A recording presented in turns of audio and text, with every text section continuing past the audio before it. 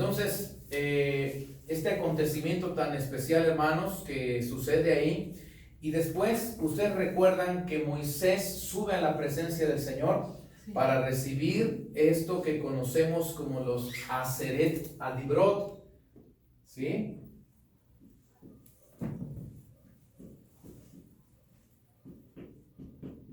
Los Aseret Adibrot, que les han traducido como 10 mandamientos, pero no son 10 mandamientos. En realidad se traducen como las 10 pronunciaciones o las 10 palabras. Eso quiere decir Aseret Adibrot. Lo conoce o se conoce regularmente, la mayoría de las personas lo conocen como los 10 mandamientos. Pero no porque son enunciados, son pronunciaciones que de alguna manera está conectado con la creación, ¿sí?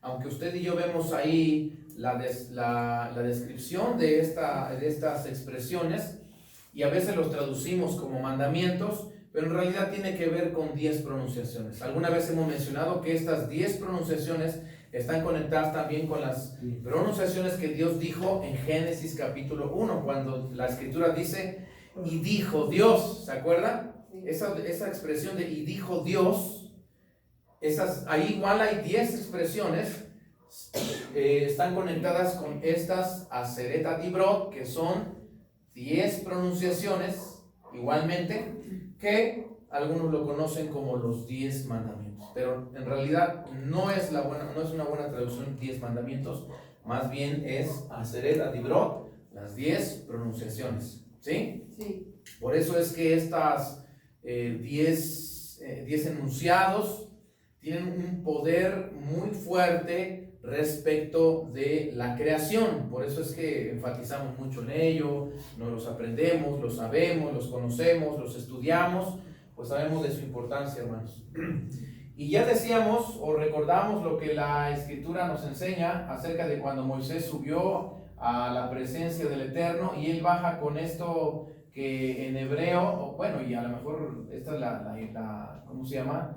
La figura que se le ha dado de las lujot,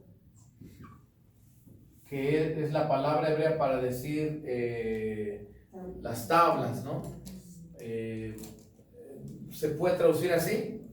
Digo, teniendo en cuenta un poco esto que dice la traducción de Lujot, ¿sí? Moisés subió a la presencia del Señor y recibió estos enunciados, estas pronunciaciones de parte de Dios, y estas primeras tablas fueron escritas con el dedo de Dios, o sea, fueron escritas por Dios mismo. Ya decía yo en Shavuot, hermanos, que estas Lujot tienen que ver muchas cosas porque son como gemelas o gemelos, digamos, ¿sí? Porque tienen dos partes y sí, ciertamente, como son 10, 5 de un lado y 5 del otro. Y cada una de ellas como que se empalma, ¿no? Como que hay una referencia una de la otra, y está este aspecto de lo que nosotros conocemos como gemelos, o bueno, estas dos tablas. Y decía yo, hermanos, que además de eso, una tiene que ver con la ley escrita, llamémosle así, que nosotros nos referimos a ella como la letra, ¿sí? La letra. Cuando digo la letra, estamos hablando de la escritura literal, lo que los ejemplares de la Biblia que tiene, lo que leemos ahí, esa es la letra. Y si usted se da cuenta, muchas personas cumplen lo que está ahí, dicen al pie de la letra, y algunos han caído, llamémoslo de esta manera, en ser tan esforzados en cumplir al pie de la letra, que cuando llegan, por ejemplo, a mandamientos como ojo por ojo y diente por diente, en muchos años de la historia de la humanidad, este mandamiento se cumplía ¿cómo? Al pie de la letra, literalmente, hermanos. La ley, le conocen, creo que es la ley del talión, creo, ¿no? bueno, es un mandamiento de la Torah, pero la gente lo leía y decía, la Biblia dice, tú me la hiciste, tú me la pagas. Y aplicaban esos mandamientos o los mandamientos de manera literal, hermanos. ¿Por qué? Porque la gente solo miraba ¿qué? La letra, solo miraba la letra. Esto es lo que representa una de las tablas. La otra, hermanos míos, si recuerdan, estábamos hablando que se refiere a algo que nosotros en hebreo decimos Jochma.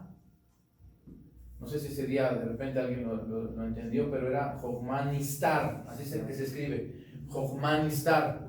Jochma Nistar quiere decir sabiduría oculta, sabiduría secreta. Eso quiere decir Jochma Nistar, sabiduría secreta, que nosotros lo conocemos como el espíritu de la letra.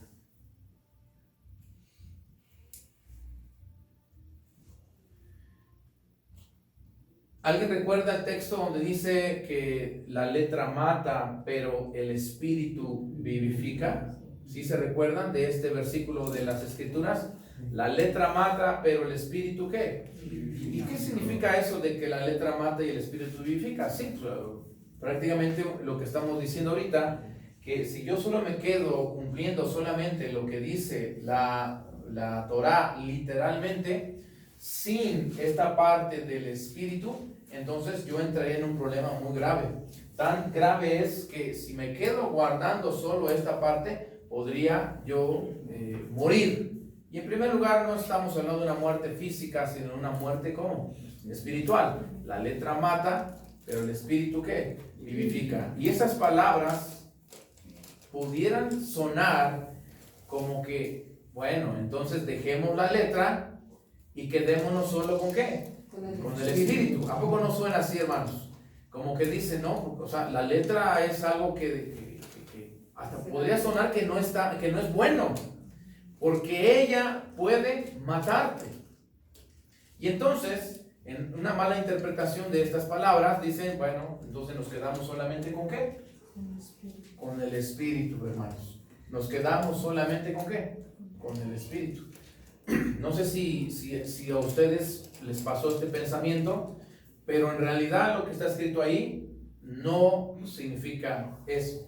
¿Encontraron el versículo? Sí, segunda de Corintios 3:6. ¿Qué dice, hermano? Léelo, por favor.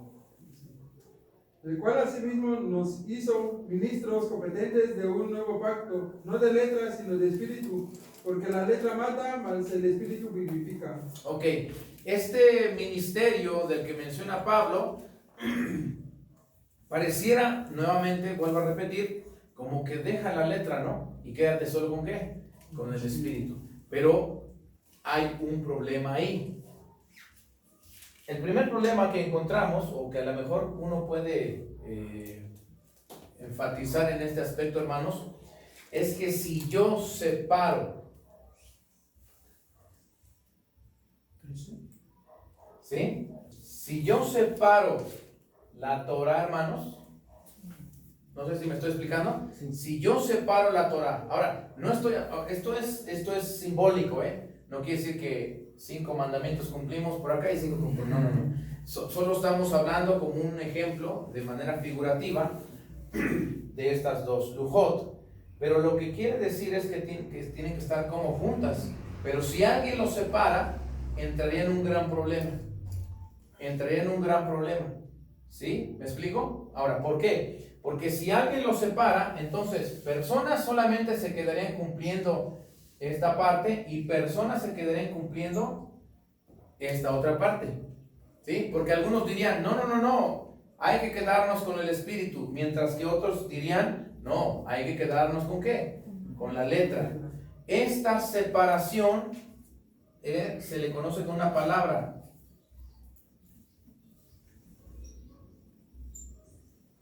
Esto es legalismo. ¿Sí? Esto es ser legalista. ¿Cómo? Separar.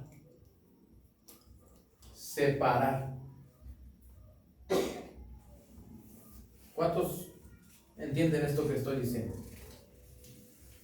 Una persona legalista siempre va a tender a ¿qué? A separar. Regularmente, escúcheme, personas que guardan el espíritu de la palabra, dicen de ellos, ¿qué dicen? No, a ver, bueno, sí, un ejemplo,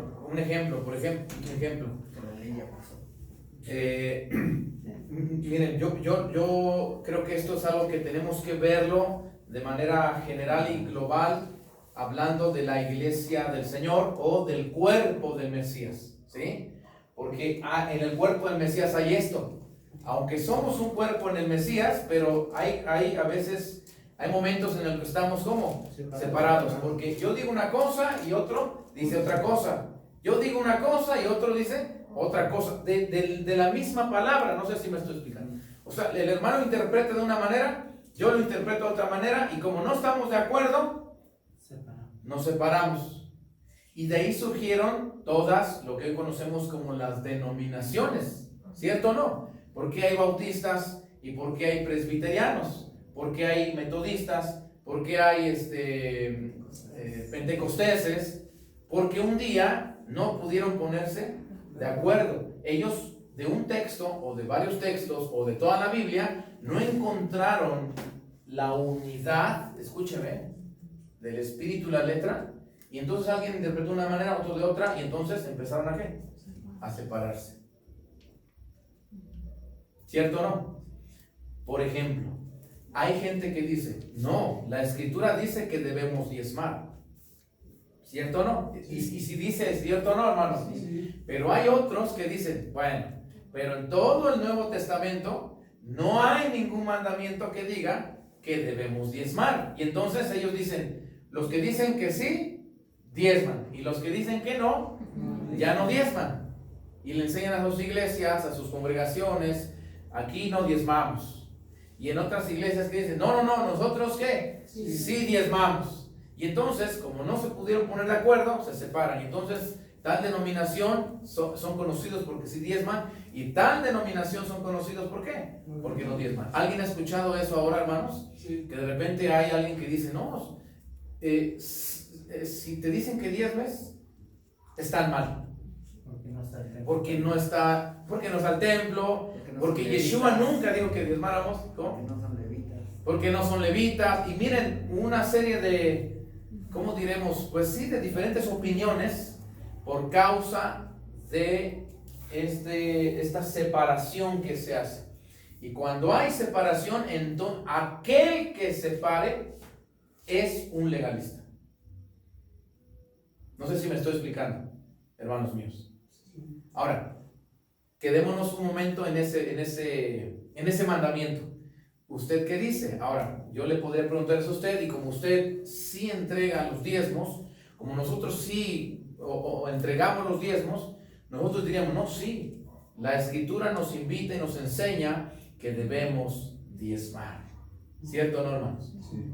Pero quizás nuestros argumentos serían más fuertes tomando versículos de la Tanaj y de la Torah, ¿cierto o no? O sea, de lo que se conoce como el Antiguo Testamento. Pero del Nuevo Testamento dice que el siervo es digno de su salario, ¿no? El siervo es digno de su salario. Muy bien, bueno, ese podría ser alguno de esos, pero alguien podría decirle, bueno, pero no dice que es el diezmo, ¿no? O sea, a lo mejor le podemos pagar al pastor. Pero donde dice Yeshua de los que traen hasta el diezmo de...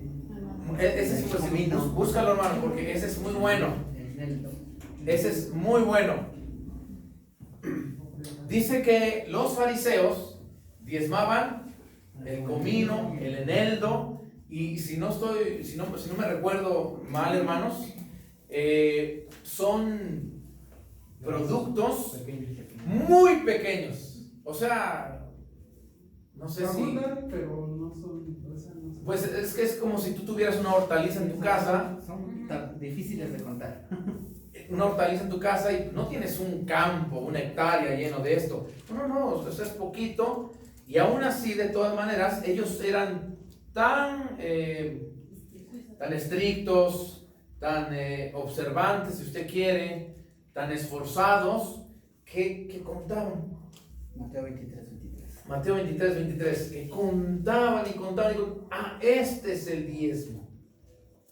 O sea, eran tan exactos, tan, ¿cómo se dice? Escrupulosos. Minuciosos. Tan minuciosos, tan, ¿qué más? Híjole, ¿cómo? Algo que usted haga, ¿no? Léelo, por favor, hermano. Pero lea un poco, unos 4 versículos antes para que entendamos un poco el contexto y vea usted cómo dice la escritura. 23. Mateo 23. Ajá. 23. Amén. Sí,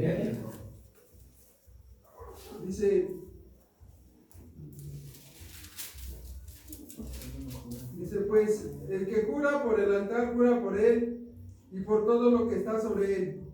Y el que jura por el templo, jura por él y el que lo habita, y el que jura por el cielo, jura por el trono desde de Dios y por aquel que está sentado en él.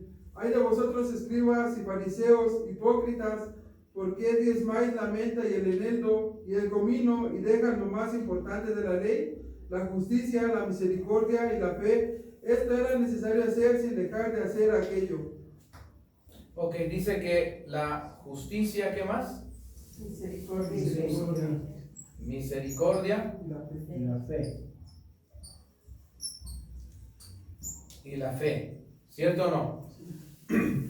Ahora, si ustedes se dan cuenta, esto es lo que yo intento explicar y intentaré seguir explicando, hermanos míos, que Yeshua siempre hablaba de alguna manera de lo que conocemos como ¿qué? Como el espíritu de la letra. Y no que no haya hablado de la letra, de lo que está escrito, o sea, porque de alguna forma pues ya los fariseos, la sinagoga, o sea, ya todo ¿cómo decir? La letra de la Torah pues está explicada, estudiada, o sea, era más fácil accesar a ella. Pero lo que no conocía el pueblo de Dios, ¿qué era? O más bien lo que había olvidado, ¿no? ¿Cuál era? El espíritu de la letra. Y Yeshua aquí menciona justicia, misericordia y ¿qué? Y fe. Si usted se da cuenta, esto es espíritu de la letra. Y del otro lado, ¿qué está escrito o qué está hablando? De lo que conocemos en hebreo como el maaser, el diezmo. De hecho, él dice, no dejen esto, pero tampoco dejen de hacer esto. ¿Qué está haciendo el Señor ahí? Él está juntando, ¿sí? Tanto el espíritu como ¿qué? O sea, diezma. No lo dejes de hacer, nada más que también no se te olvide ¿qué? Justicia, la misericordia y la fe. Ahora, ¿qué pasaría si alguien se queda solo haciendo esto? Porque es lo que yo he escuchado de algunas personas que dicen que ya no diezmen. Dicen, ya no diezmes. Bueno, pero entonces, ¿qué hacen? Ellos hacen justicia, misericordia y fe. ¿Y está bien, sí o no? Sí, pero a medias. Porque ya sería justicia completa dando lo que se tiene que. Claro. No sé si me estoy explicando. Y si la persona se quedara haciendo solo esta parte, y ella pudiera pensar que está en lo correcto. Sí, pero a medias.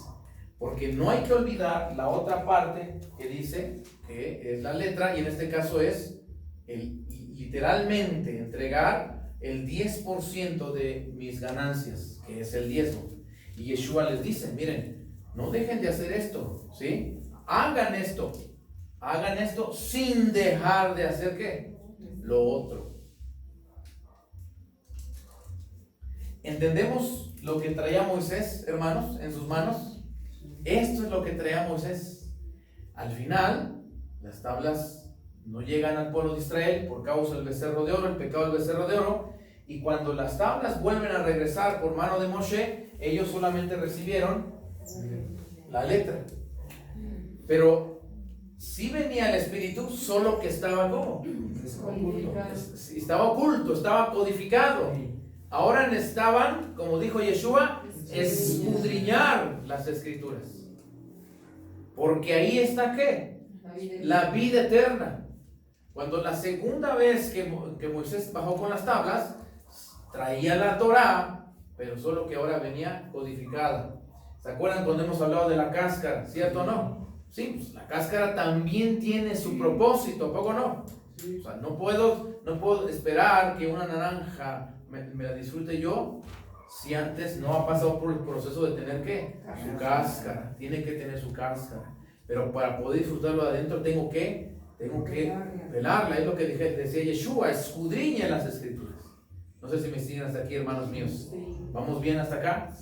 Entonces Shavuot era algo tan extraordinario que iban a recibir como pueblo, solo que su pecado les impidió recibir la riqueza de esto que estamos hablando aquí. Tanto la letra, pero esto que conocemos como Jochma Nistar.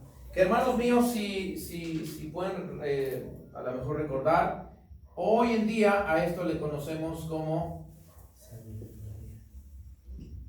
Kabbalah, así se le llama ahora. De hecho, el término Kabbalah es prácticamente reciente, y yo digo quizás unos 500 años. Bueno, digo 500 años porque esta sabiduría, ¿de dónde viene, hermanos? Pues viene desde el principio, desde Adán y Moshe, de hoy hacia allá, cerca de 3500 años. Por eso 500 años pues, es prácticamente reciente. Pero este término Kabbalah es un término que se ha usado recientemente y ahora más, ¿no? Y de repente la gente tiene mucho miedo y tiene muchas dudas, muchas preguntas respecto de este término. Pero ya le digo yo a usted que en un principio se llamaba ¿cómo? Jochma Nistar. Si yo tomo la primera letra de la palabra Jochma, es la Het, ¿sí? ¿Sí, hermanos míos? Sí. Ahí está, ya la acabo de tomar. La Het. Y tomo, es la primera letra. Y tomo la primera letra de la palabra Nistar, es la Nun. Pero no puedo poner la Nun como está aquí, tengo que poner la Nun final porque voy a formar una palabra. ¿Sí? Ok. La Nun final tiene esta forma. Es igual a una Nun, solo que es una Nun que cuando la Nun va al final de una palabra, se hace de esta forma. ¿Sí? Se hace de esta forma. ¿Sí? Aquí está cuando la Nun va en cualquier lugar de la palabra, pero cuando una Nun va al final de una palabra, se hace larga. ¿Sí? Vamos hasta aquí, hermanos. Aquí dice Gen. ¿Y alguien se acuerda de qué dice Gen? Gracias. Gracia. ¿Qué es la gracia?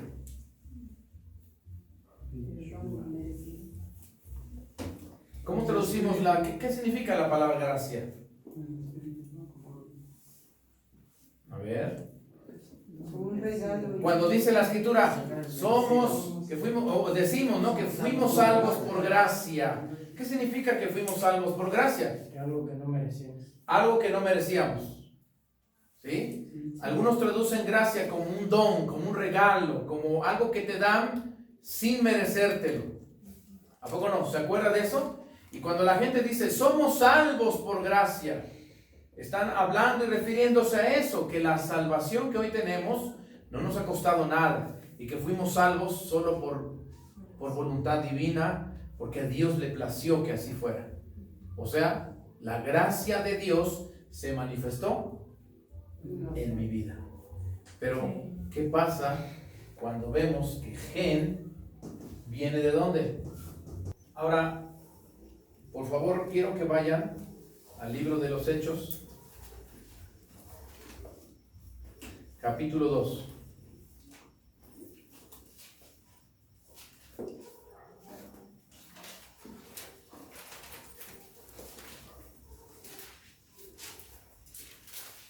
¿Vamos bien hasta aquí? Sí. Hechos capítulo 2 y vamos al verso 37 hasta el 42, ¿sí? Hechos 2, 37 al 42. Ahora tenga en mente que estamos a punto de leer el mismo evento cósmico poderoso de Shavuot. Así como estamos hablando de Éxodo, ahorita estamos hablando ahora de Shemot, perdón, de Shavuot, que está escrito aquí en el libro de los Hechos, ¿sí? ¿Se acuerdan que el capítulo 2 habla acerca de la fiesta de Shavuot? Dice el verso 1, y estaban todos unánimes juntos, y llegó el día de Shavuot, o sea, está el día de Pentecostés, ¿sí? Dice, al oír esto, se compungieron, recuerden que aquí está hablando Pedro, ¿sí? Se compungieron de corazón y dijeron a Shimón, Kefa, y a los otros Shlichim, varones hermanos, ¿qué haremos? Shimón Kefa les dijo, arrepentíos y purifíquense cada uno de ustedes en el nombre de Yeshua HaMashiach para perdón de los pecados y recibiréis el don de ¿qué? Del Ruach HaKodesh. Porque para vosotros es la promesa y para vuestros hijos y para todos los que están lejos por cuantos el Señor nuestro Dios llamare. Y con otras muchas palabras testificaba y les exhortaba diciendo, sed salvos de esta perversa ¿qué? ¿Qué les estaba diciendo, hermanos? Sed salvos. ¿De dónde? De esta perversa generación. Y dice el 41. Así que los que recibieron, ¿qué dice? Su palabra fueron purificados y se añadieron aquel día como ¿cuántas personas? 3,000. 3,000 personas, hermanos míos. ¿Qué les parece? Pero ¿qué es lo que recibieron ellos? Dice. No, dice, recibieron su palabra. ¿Quién estaba hablando? Pedro. Pero no es la palabra de Pedro, ¿o sí? No. Lea usted Hechos 2 y lo que Pedro estuvo predicando. ¿Qué estuvo predicando Pedro? O en este discurso, en esta predicación, ¿qué es lo que estuvo predicando, hermanos? ¿De qué le está hablando Pedro, hermanos? ¿De la Torah? De hecho, Yeshua un día dijo que Moisés, que los profetas, ahí hablan de mí. O sea, la Torah, hermanos, bueno, como ustedes lo estaban diciendo, y sí es cierto, ¿no? La Torah es Yeshua, ¿cierto o no? Sí. Cuando dice, oigan estas palabras, o dice, y recibieron su palabra, que no es la palabra de Pedro, era la palabra, estaba hablándoles de Yeshua, pero en cierta forma ellos estaban recibiendo, ¿qué, hermanos? Yeshua. Estaban recibiendo la Torah. Las letras del Espíritu. Sí, estaban recibiendo, porque ¿de qué se trata Shavuot? Del recibimiento de la Torah. Del recibimiento, o de, en este caso, ¿de quién? De Yeshua. No les está hablando literalmente quizás, miren, la Torah es Yeshua. No, pero al hablarles de la Torah, porque y de todo esto que está hablando él, o sea, de alguna manera tomó, ¿de dónde? ¿Partes de dónde? De la Torah. Sí, porque entonces ya tenían la letra, ¿no? Sí, pero ellos, esta gente que estaba escuchando, ya conocía, o sea, dice, acuérdense que Joel, acuérdense que David dijo, les estaba hablando de qué, de la letra, pero cuando les empezó a decir que toda esta letra es en realidad que está hablando de Yeshua, les está hablando de qué, del espíritu de la letra, y cuando ellos escucharon la letra y el espíritu, ¿qué pasó? Se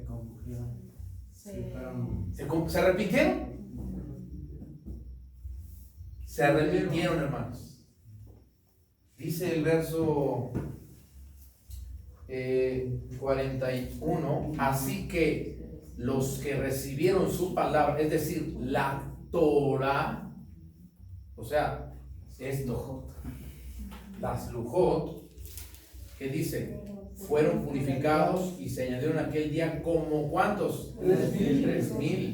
3,000 personas, y dice, y perseveraban en la doctrina de ¿quiénes? De los apóstoles. ¿Está hablando de algo diferente, hermanos, a esto? Cuando dice doctrina de los apóstoles. No, esto es la doctrina.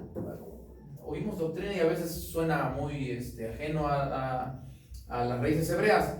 Enseñanza, pues. Pero eso que dice doctrina de los apóstoles es que La enseñanza. la enseñanza, la Torah, hermanos. ¿Cierto o no? Sí. Ellos recibieron ¿qué? La enseñanza. ¿Sí? Sí. ¿Cuántos recibieron esta Torah? 3,000. 3,000.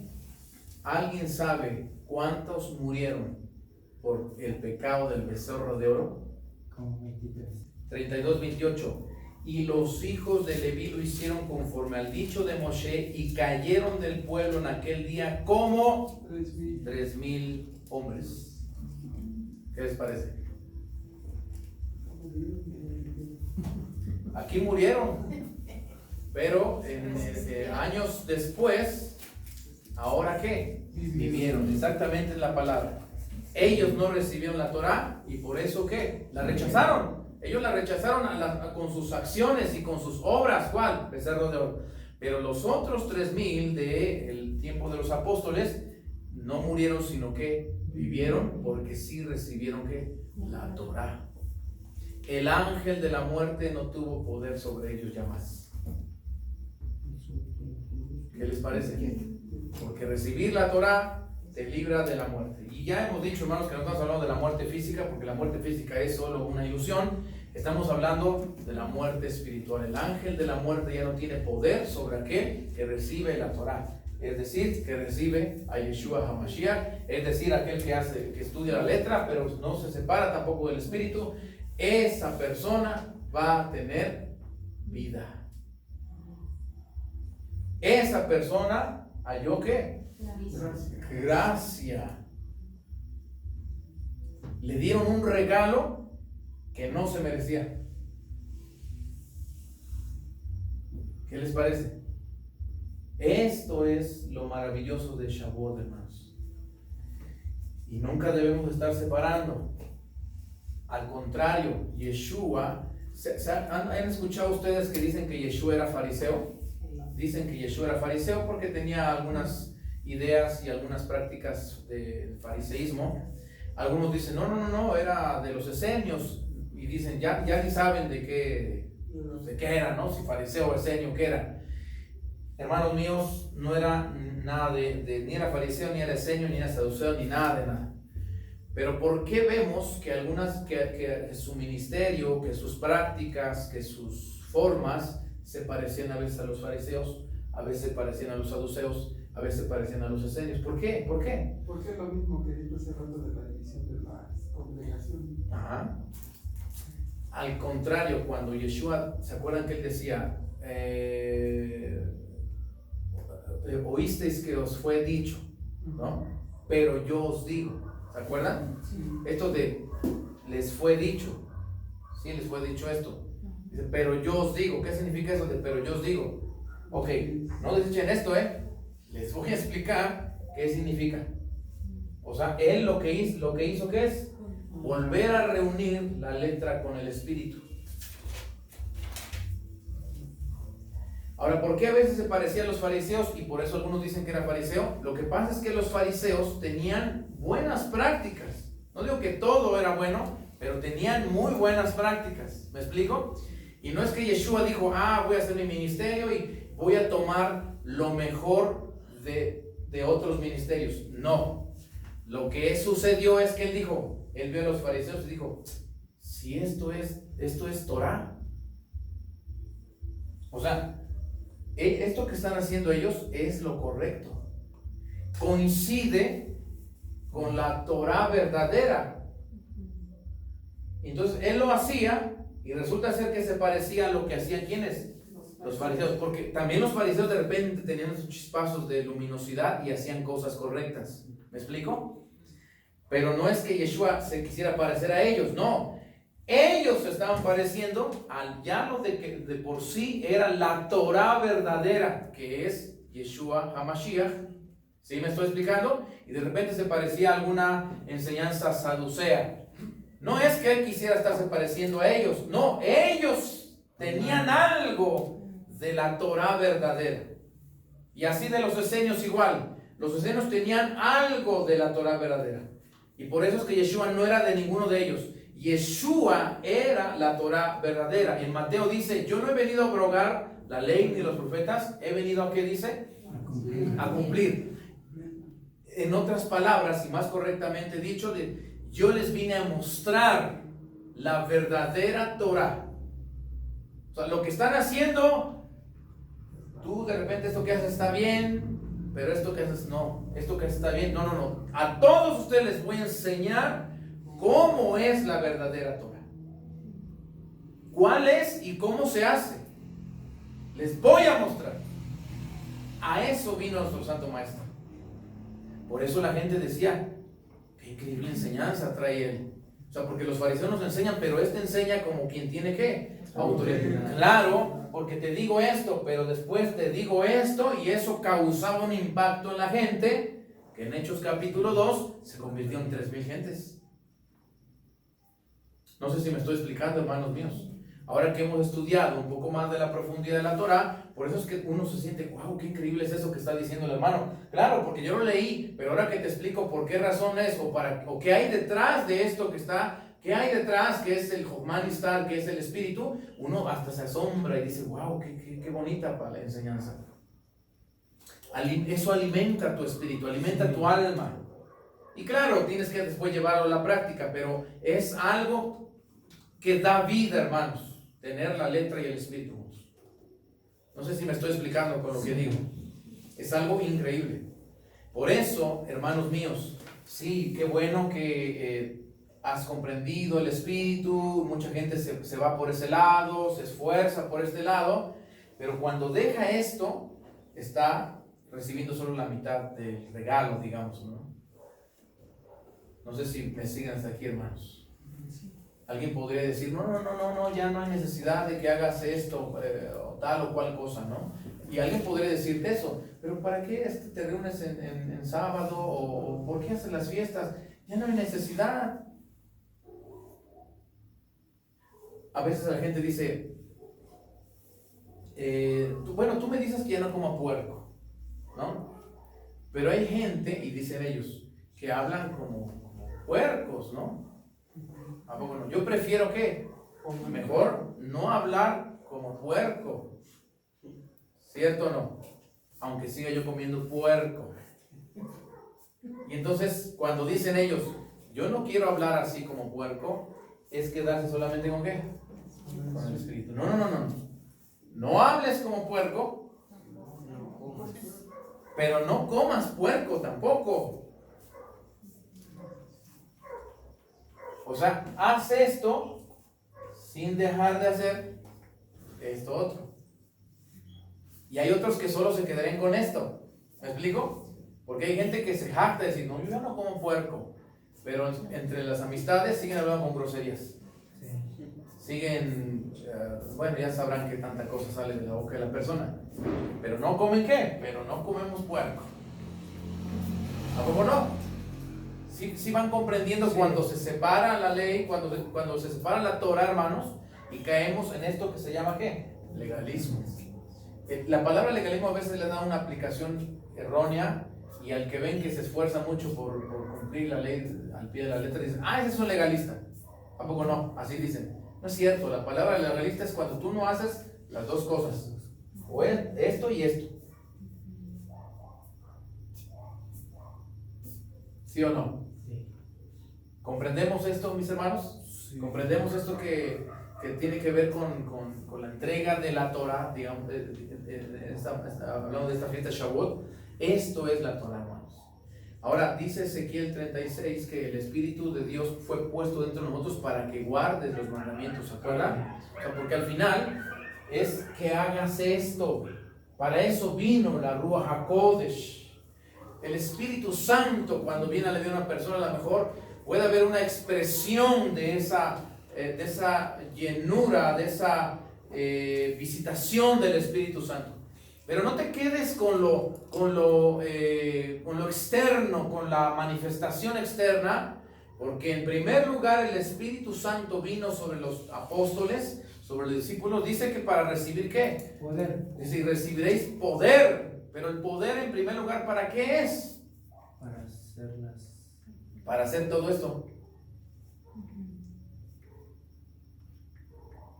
Para hacer todo esto. ¿Sí?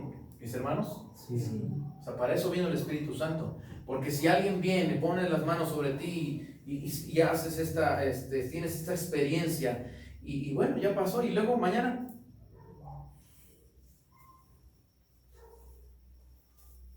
Se supone que si el Espíritu verdaderamente está en una persona, el Espíritu del Mesías está en la persona, esa persona mañana va a decir, yo lo único que quiero es obedecer a Dios. Tengo más ganas de obedecer a Dios, tengo más ganas de hacer la voluntad de Dios, tengo más ganas de esforzarme en ese mandamiento que estaba yo ahí medio cumpliéndolo. Hoy tengo ganas, tengo poder, tengo la fuerza para hacerlo como debo de hacerlo. Shavuot es eso, hermanos. ¿Me explico? O sea, Shavuot es eso, que tienes estas ganas. Hermanos míos, te dan ganas de venir al templo, dices, pues, tengo ganas de ir, quiero ir. ¿Me explico? Sí, así. O sea, porque el Espíritu mismo te va a mover a eso, a cumplir los estatutos, los decretos, los mandamientos del Señor. Para eso vino el Espíritu Santo. Y claro que en el caminar va a haber una manifestación externa hacia algunas áreas, hacia algunas personas, pero aún así, hermanos míos, de todas formas, con todo y eso, que haya una manifestación externa, acuérdense que todo eso sirve solamente para apuntar otra vez ¿a dónde? Hacia acá. Ya lo vimos con la historia que platicó nuestro santo maestro de Lázaro el rico, ¿no? O sea, que resucitar a un muerto, eso no va a cambiar a tu familia, le decía Abraham, ¿no? O sea, eso no va a cambiar a tu familia. Lo que va a cambiar a tu familia es la Torah. Así cambió la vida de estos 3,000. No sé si lo puede imaginar, pero yo creo que estaba ahí Pedro envuelto en esta experiencia con el Espíritu Santo y hablándoles, hermanos míos. O sea, yo creo que todos sabían de la historia de Joel, de David. O sea, todos sabían porque han ido a la sinagoga y ahí se platica de eso. Y ahí lo están escuchando. Pero ¿qué era diferente ahora de esta predicación a otras predicaciones que habían oído? Que ahora Pedro hablaba con esta fuerza de la letra y del espíritu de la Torah, y que las personas, dicen, se arrepintieron. Tocó lo más profundo de su ser, hermanos, y se arrepintieron y se hicieron seguidores del Mesías, de su enseñanza, que es la Torah unida, junta. ¿Sí? El plan era que el pueblo lo recibiera con Moisés, pero resulta ser que se les ocurre hacer un becerro de oro, y entonces todo esto se detuvo tantos años hasta que dijo el Señor. Yo creo que a lo mejor estoy parafraseando, imaginando, diciendo Yeshua, Señor, necesito ir, porque estos de plano no agarran la onda de lo que se trata. Necesito ir como una personificación de la Torah, de esta Torah, de estos rollos que ellos tienen ahí, pero ahora encarnada. Una Torah que da vida, una Torah que transforma, una Torah que cambia el alma. Amén. Y cuando veían a Yeshua, por eso la gente se quedaba impactadísima con él. Y cuando los discípulos empiezan a hablar de lo que les enseñó Yeshua, pero ahora con Espíritu Santo, letra y espíritu, y es una bomba para la persona, le rompió todas las estructuras mentales y se arrepintieron. Eso pasó en Shavuot, hermanos. Qué maravilloso entender un poco más todo esto. Y hermanos míos, por favor, no se olvide, porque a veces caemos, de repente nos estamos como que inclinando para acá, y de repente como que nos estamos inclinando para acá. No, en Yeshua tenemos que encontrar ¿qué? Este equilibrio que él dijo, y es donde se une estas dos partes. ¿Sí?